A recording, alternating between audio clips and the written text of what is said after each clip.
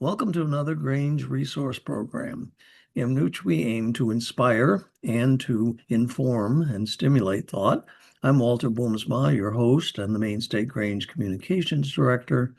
Our topic today is FFA, which many of us know as Future Farmers of America. Delaney is with me from FFA, and she'll probably have a little bit to say about some of that language and vocabulary.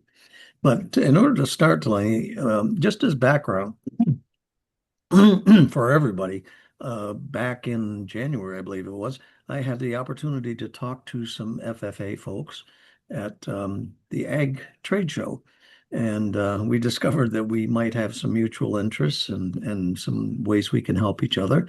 And that sort of morphed into tricking Delaney into, no, I'm just kidding, getting Delaney to join us. So question is kind of, and it relates to this FFA thing. Mhm. Are you a farmer? Or really, that's another way of tell us a little bit about you. Yeah, so no, I'm not a farmer. I currently am a student at the University of Maine at Presque Isle, where I study agricultural science and agribusiness. And I work at Nutrient Ag Solutions in chemical sales. So I'm not a farmer. I work in ag, but I'm not directly a farmer. Okay, so gee, you sell chemicals. That could be, we could probably have some fun with that. But I can, at least I can see the connection. So if we go from agricultural chemicals, if you will, or science, I think can we use the word science? How did you get from there to involved with what most of us will refer to as future farmers of America? Yeah, so I started an FFA doing the leadership development events where I would write a speech about an agriculture topic because I just loved public speaking and I had a very competitive nature about myself. So I loved doing the prepared public speaking leadership development event. So through that, you have to write a speech about an agriculture topic. So that's kind of how I learned about agricultural science and how I got super Hmm. interested in that section of the agriculture industry. That's interesting. So you came into, again, I'm using old people language here, but you came into FFA, Future Farmers of America. You came into FFA kind of through the back door. Mhm. And I understand, and one of the reasons you and I are talking is that you're about to, I think it's coming up soon, Mhm. engage in something at the national level. Mhm. Can you tell us a little bit about that? Yeah, so the FFA is a youth-run organization, and at the national level, we have national FFA officers, and there's six leaders that basically make the student body decisions throughout the year and represent the students at the National FFA Board of Directors and travel across the country to connect and meet with students as well as our agricultural sponsors across the whole entire nation. So I am running for a national office. I am representing Maine next week at the National FFA Convention. And I understand that potentially is a big deal, or maybe it is a big deal, I guess, Yes. because when you and I were talking prior to the interview, it's the first time. I don't know if I remember that. You may have to help me, but it's the Mhm. first time in quite a long time that Maine has been at that level. Yeah, we had a national FFA officer candidate from Maine last year, but before that, it had been quite a while before we had a candidate. So it's super exciting to see some new interest coming from Maine. Yeah, we'll all be cheering you on. Can we attend for but I think and you and I've talked a little bit about the fact that the Grange and FFA have a lot in common, or at least a lot of similarities. Mhm. And one of them is that both organizations have been around for a long time. Why do you think FFA has, and I know you're much younger than I am, but and neither of us are, even I'm not close to the age of FFA or the Grange. Hmm. Uh, Grange has, I think, about 70 years on FFA. We are like 150, depends on how you count. Um, what do you think gave FFA that longevity? What contributed to that?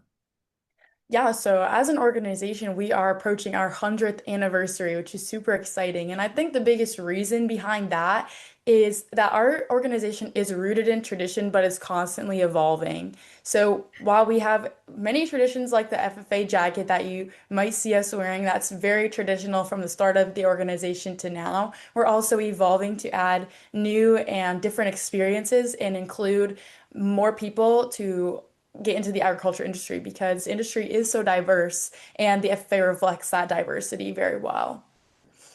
That's truly fascinating because if you asked me why the Grange has been around so long, I probably would have many of those pieces in that answer. And I love the balance between um, tradition and evolving. I'd have to say, and like, I don't think I'll get tarred and feathered for this, but I'd have to say the Grange, that's something the Grange has truly struggled with. Our structure hasn't changed. Many of our policies and practices haven't changed, and a lot of people are proud of that, and with justification. I mean, it is a balance. It's not one or the other, and that certainly can become a hazard. So tell us a little bit about how the Grange is structured. When I first got involved with you guys, I was a little bit surprised to learn that the department in Maine here, the Maine Department of Education is pretty heavily involved with the organization. And well, I'm stealing your thunder. So tell us how all that works in 100 words or less. I Yeah, know it gets so really complicated. So it is a little bit complicated. So we do have kind of levels to the national affair organization. So there's the national level, the state level, and then the local chapter level. So at the state level, we are heavily involved with the Department of Education. Our state advisor is actually called a state liaison between the Department of Education and the Maine FFA. So they heavily fund a lot of the FFA, and oh, the Maine FFA is very much reliant on the Maine Department of Education to, um, I guess, work. So at the state level, that's kind of how it works. The chapter level is just a local, like at your school or your town, wherever your local chapter may be, the state is your state, and then the national level is encompasses the entire organization from Alaska to the Virgin Islands, and from the state of Maine to Hawaii. wow. Yeah, boy, it brings up so many different questions. Um, how many chapters are there in Maine? Do you know offhand? In Maine, we are constantly growing. We have had quite a bit of growth in the last year. So I would say around probably 12 chapters, but I would definitely want to look that up to be sure. I think it's close Yeah. to there, though. We are trying to expand. We're heavily condensed in Aroostook County and trying to expand outside of there for just wider outreach for our students to have those experiences. Okay, so so if I don't have to be I'm and this should be a question, not a statement, but I don't know how to phrase it a question. Uh, if I don't have to be attending, let's pick one, and one I happen to be familiar with is Freiburg because I was Mhm. at the Freiburg Fair last 2 weeks ago, I guess. Um, I don't have to live in Freiburg. I'm sorry, I don't have to be attending Freiburg Academy to be a member of the Freiburg FFA. Is that Mhm. an accurate statement? Yeah, so for students that may not have an FFA chapter, we do heavily encourage them to try and start a chapter at their school, but we know that's not always feasible. So if students don't have a chapter and they can't get one started at their school, they are able to join an FFA chapter from outside of their school. So it looks a little bit different for them. It might be more Mhm. difficult for them, unfortunately. That's why we do really encourage them to try and get a chapter started at their school. And there is a lot of support from the state of Maine's FFA to help get chapters started for those students that are seeking them. That's interesting because the Grange at the national level Hmm. has, and I hope nobody's from National Grange is listening, has, I don't want to say played with because they're serious about it, but kind of played with what they call e-membership, Hmm. which would allow somebody to join the Grange even if they're not physically anywhere near the Grange. Hmm. One of the issues I think we've seen with that, excuse me, is that one of the big values of whether it's the Grange or the FFA is the social interaction that's possible. And of course, you have an advantage in that you're younger and more comfortable with technology. Most people in my generation, they have to get you to help them figure out how to send an email, maybe. Um, so yeah, I could see where that would potentially be limited, but it's interesting to me that you're expanding. I mean, I think that's great. I wish I Hmm. could say the same about Granges in Maine. It's been interesting. And I don't know, there might be a point of comparison, but I have another question on that point. That some of the what you're saying local chapters of FFA, some of the local Granges, some of the local chapters, if you will, of Granges are growing. Hmm. Some are not, quite frankly, and the Grange in general is having a challenge with that.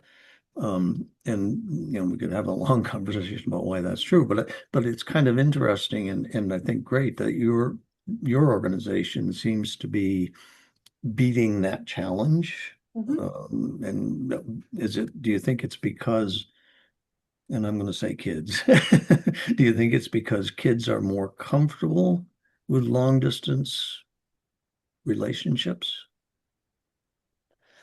Potentially, I think that we do a great job as an organization of connecting students to the resources they need to be successful within FFA.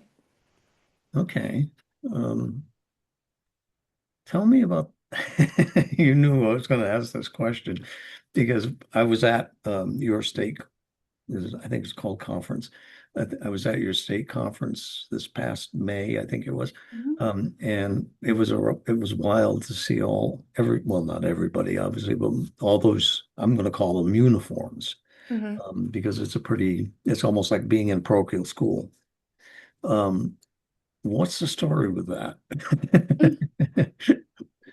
So the official dress is the blue jacket, which is what I think connects us to our roots starting back in 1928. So I think that those jackets, while they may not be the most fashionable, they are rooted in tradition and they are very special to me and all of our members.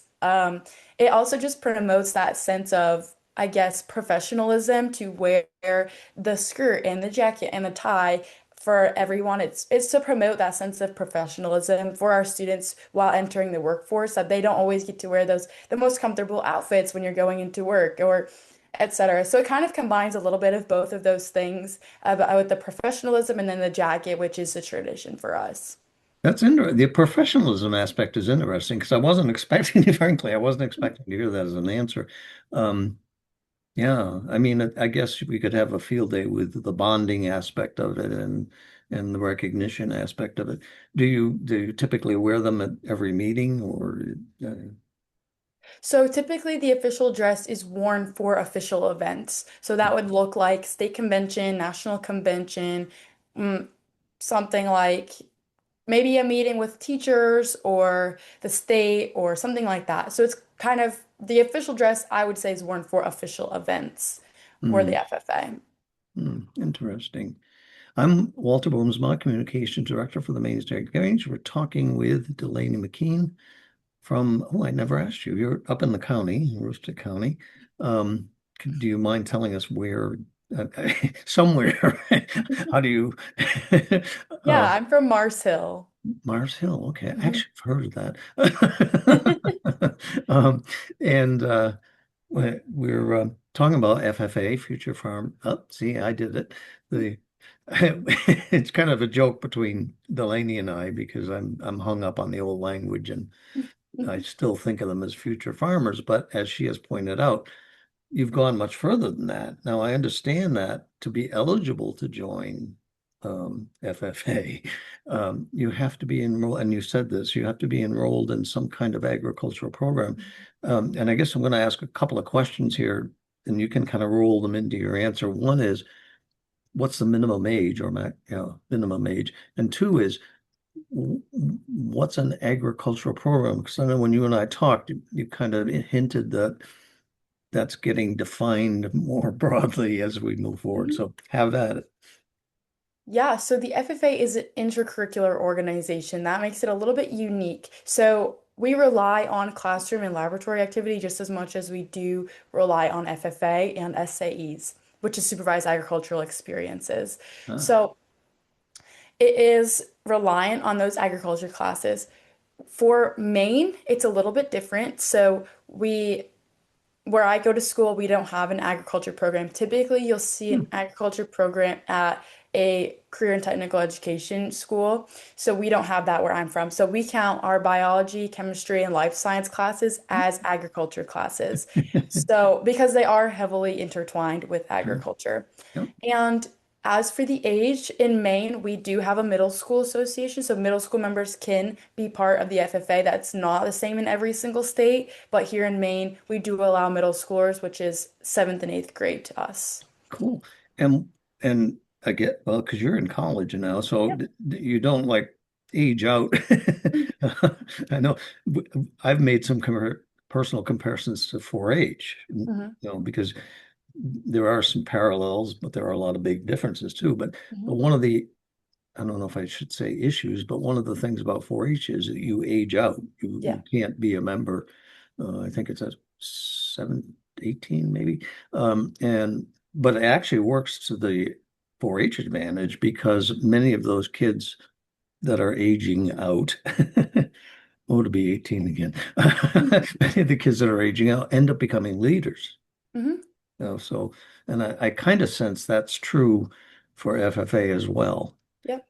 Uh, Now, I know you're not terribly familiar with the Grange, and interestingly, and this is kind of an enigma, um, here in Maine, at one time, the Grange would have had huge strength in the county, in Aroostook County, because it was, probably still is, a farming area. Hmm. That's no longer true. I don't know the numbers off the top of my head, but we're not, I would say, well represented in the county. Um,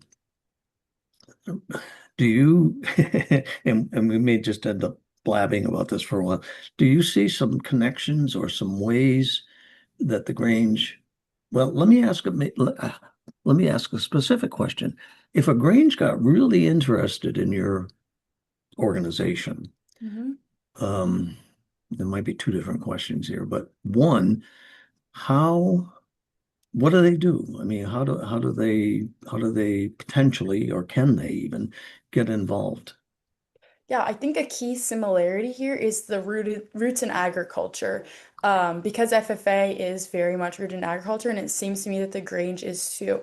I think that ways that Granges could maybe help with FFA or get involved with FFA would be through our state convention, kind of like what you did with volunteering and kind of just being like mentors to our students as we've gone through many very different experiences. I think even just making that connection with students would be super helpful as far as mentorship goes. And that's super important to us at National FFA and Maine FFA to have our students be able to have those connections with people that are older than them and have gone through these experiences, kind of giving them that guidance Mhm. to help them through the agriculture industry and whatever industries that all of our, because like I've said, the diversity is evident. I'm sure there is diversity within the Grange, and being able to connect students with those members, I think that would be awesome. Yeah, and that's kind of my connection at this point. Certainly interested as Maine State Grange Communications Director, but I really enjoyed participating in your state convention. I've enjoyed working with you. What you just said kind of reminds me, and this is a few years ago, but I got contacted by a third grade teacher. This was kind of unbelievable. She said, she said to me, I've got, excuse me, I've got a student who's obsessed with farming. he wants to be a farmer. This kid, what, third grade, 9 8 9 years old. He wants to be a farmer when he grows up. He doesn't live on a farm. And she asked me if I knew, because I'm not a farmer per se. Mhm. Because of the Grange, she said, "Do you think you could find somebody in your Grange that would be willing to not exactly mentor him, but maybe come in once a week and do um, an hour with him? That, just even just talking about her farm, their farm, Mhm. but also doing little projects and things like that." And we were able to make that match. And it was just the farmer told me that it was just a blast for her to be able to go in, get away from the farm for one thing. But yeah, I think I could see the potential for that. There'd be a potential generation gap. Our demographic is a bit older, but some of us are still pretty lively, so we might be able to make that work. Um, I was going to ask earlier, and if you can share this, what Mhm. does it cost to join FFA?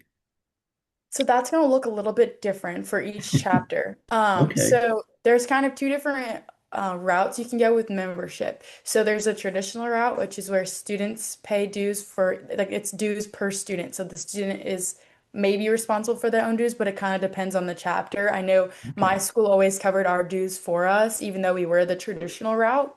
There's also the affiliated route, which is where the school pays a rate based on the number of students who are in FFA.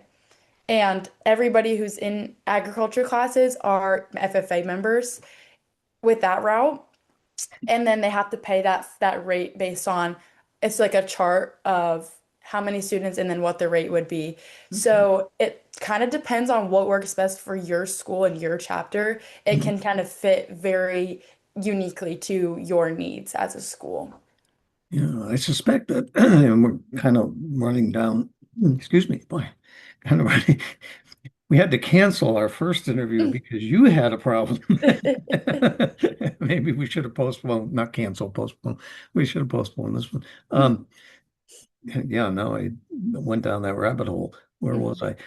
So I guess the answer, if I were to say, gee, what's the best way for a Granger or a Grange organization to get involved?